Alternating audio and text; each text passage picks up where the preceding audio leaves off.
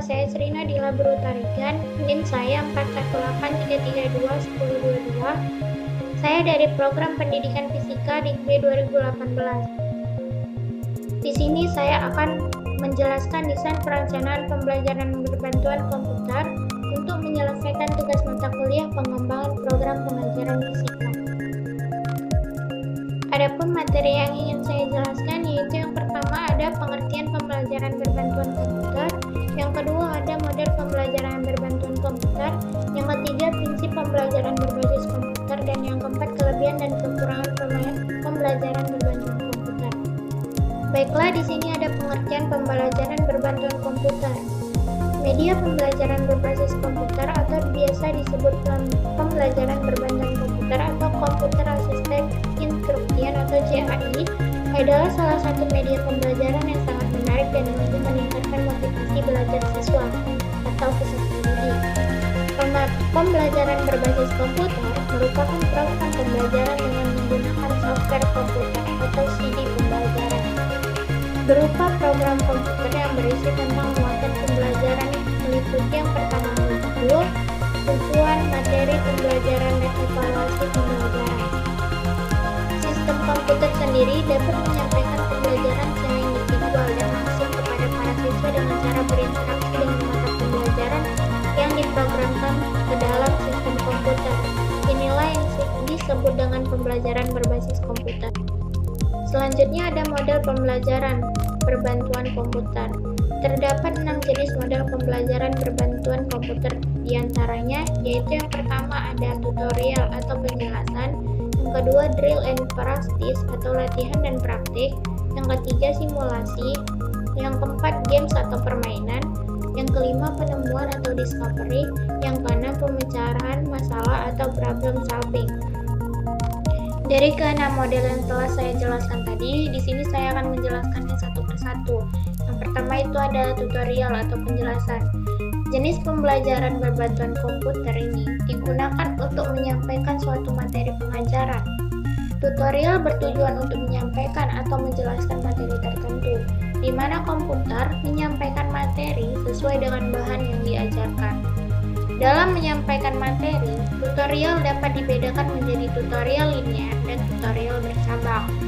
Dalam hal ini, tutorial bercabang memiliki kelebihan dibandingkan tutorial linear. Kelebihannya yaitu yang pertama itu ada dapat menentukan materi yang akan dipelajari, yang kedua membuat pembelajaran lebih menarik, kreatif, dan fleksibel, yang ketiga pembelajaran lebih efektif. Yang kedua tadi ada drill and practice atau latihan dan praktik. Jenis ini digunakan untuk menguji tingkat pengetahuan siswa dan mempraktekkan pengetahuan mereka, sehingga pembuatannya disesuaikan dengan tingkat kemampuan masing-masing siswa. Dalam hal ini, siswa bertugas menjawab soal. Setelah selesai menjawab soal, komputer memberikan feedback atau juga memberi feedback setelah menjawab satu soal sebelum beralih ke soal berikutnya. Yang ketiga ada simulation atau simulasi. Simulasi digunakan untuk memperagakan sesuatu keterampilan sehingga siswa merasa seperti berada dalam keadaan yang sebenarnya. Simulasi banyak digunakan pada pembelajaran materi yang sulit, membahayakan, atau memerlukan biaya tinggi. Pada perangkat ajar simulasi, siswa dihadapkan pada situasi yang mirip dengan kehidupan nyata. Yang keempat ada games atau permainan. Berdasarkan tujuan pembelajaran, jenis permainan dibagikan menjadi dua tipe, yaitu yang pertama permainan intrinsik atau intrinsic games. Pembelajaran intrinsic game yaitu pembelajaran aturan permainan dan keahlian dalam suatu permainan atau games. Yang kedua permainan extrinsic atau extrinsic games. Permainan hanya sebagai perangkat tambahan sebagai fasilitas belajar dan membangkitkan motivasi siswa. Yang kelima ada penemuan atau discovery. Dalam model ini, siswa diminta untuk melakukan percobaan yang bersifat trial dan error dalam pemecahan suatu masalahnya. Sama halnya dengan interaksi tutorial, bentuk interaksi penemuan berisi banyak alternatif soal untuk memecahkan masalah. Dari proses belajar yang dilakukannya, siswa dapat menemukan konsep dan pengetahuan baru yang belum pernah dipelajarinya sebelumnya. Yang keenam itu ada pemecahan masalah atau problem solving. Model ini memberi kemungkinan terhadap siswa untuk melatih kemampuan dalam memecahkan suatu masalah. Siswa dituntut untuk berpikir logis dan sistematis dalam memecahkan suatu permasalahan. Program multimedia interaktif berbentuk pemecahan masalah memberi kesempatan kepada siswa untuk memecahkan permasalahan yang ada di dalamnya. Program multimedia interaktif berbentuk pemecahan masalah, biasanya berisi beberapa soal atau masalah yang diklarifikasikan berdasarkan tingkat kesulitan yang dikandung di dalamnya. Siswa dapat mencoba memecahkan masalah yang lebih tinggi tingkatnya. Setelah berhasil memecahkan masalah dengan tingkat kesulitan yang lebih rendah.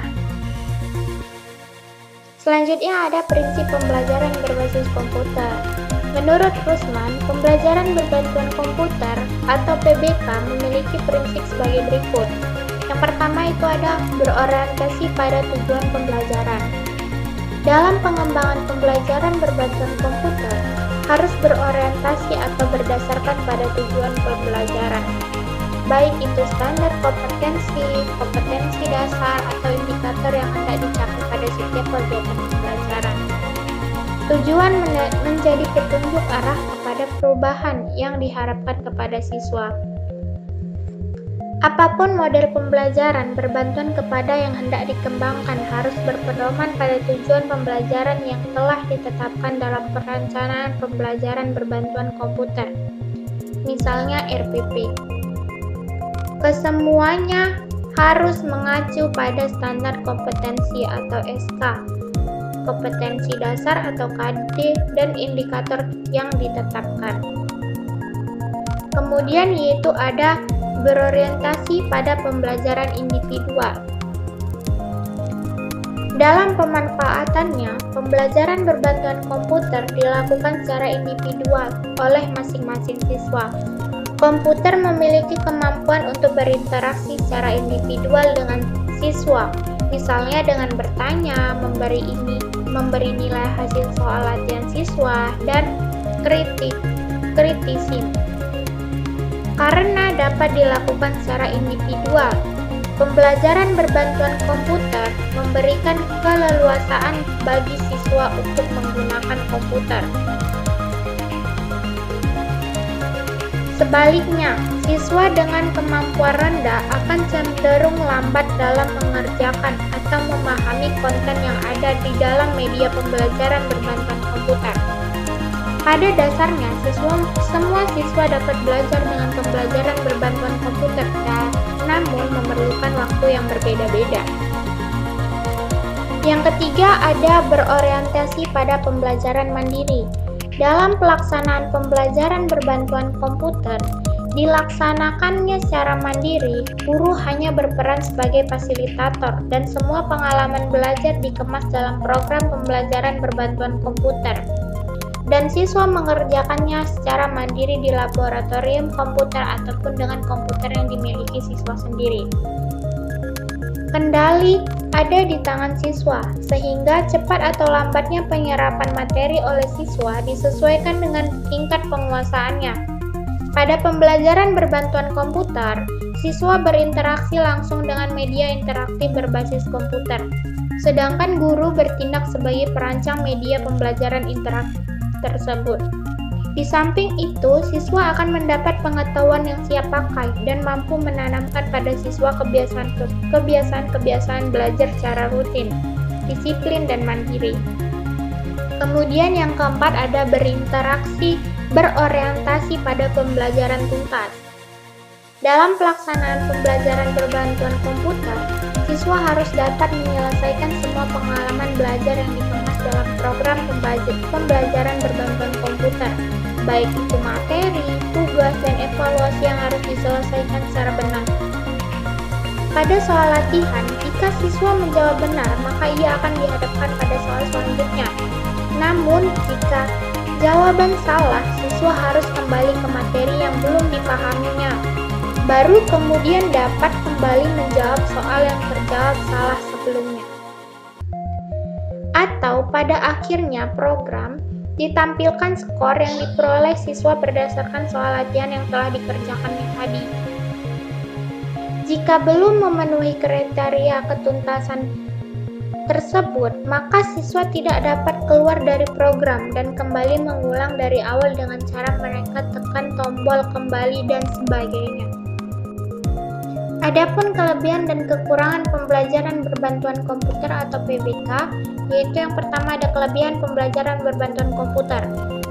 Yang pertama ada meningkatkan perhatian, konsentrasi, dan motivasi siswa. Yang kedua, menyesuaikan materi dengan kemampuan siswa. Yang ketiga, mereduksi penggunaan waktu penyampaian materi. Yang keempat, menciptakan pengalaman belajar yang menyenangkan, memuaskan, dan menguatkan siswa. Yang kelima, mengakomodasi banyak siswa dan menjalankan fungsinya dengan sedikit kesalahan. Yang keenam, menggunakan fasilitas penyimpanan untuk memantau kemajuan belajar siswa. Dan yang terakhir, mendorong guru untuk meningkatkan pengetahuan dan kemampuan mengenai komputer. Kekurangan pembelajaran berbantuan komputer itu sendiri, yang pertama ada dikembangkan dalam dialog terbatas sehingga tidak dapat menyelesaikan permasalahan siswa. Yang kedua, pengembangannya memerlukan waktu dan tenaga yang tidak sedikit. Yang ketiga, kecepatan perkembangan teknologi komputer memerlukan upgrade yang terus-menerus. Yang keempat, penilaian tidak mempertimbangkan apakah siswa sedang lelah, mengantuk, atau sakit. Yang kelima, pada kasus khusus, PBK hanya dapat dijalankan pada spesifikasi komputer tertentu. Yang keenam, tidak dapat melihat teknik siswa dalam menjawab soal dan penguatan sudah tertentu. Yang ketujuh, pada umumnya hanya menilai hasil akhir saja, bukan proses belajar. Dan yang terakhir, komputer tidak dapat meniru tingkah laku guru seperti senyum, ekspresi muka, gerakan tangan dan badan, sehingga tidak dapat menggantikan ikatan batin antara siswa dan guru. Sekian dan terima kasih penjelasan saya mengenai desain perencanaan pembelajaran berbantuan komputer. Lebih dan kurangnya saya mohon maaf. Wassalamualaikum warahmatullahi wabarakatuh.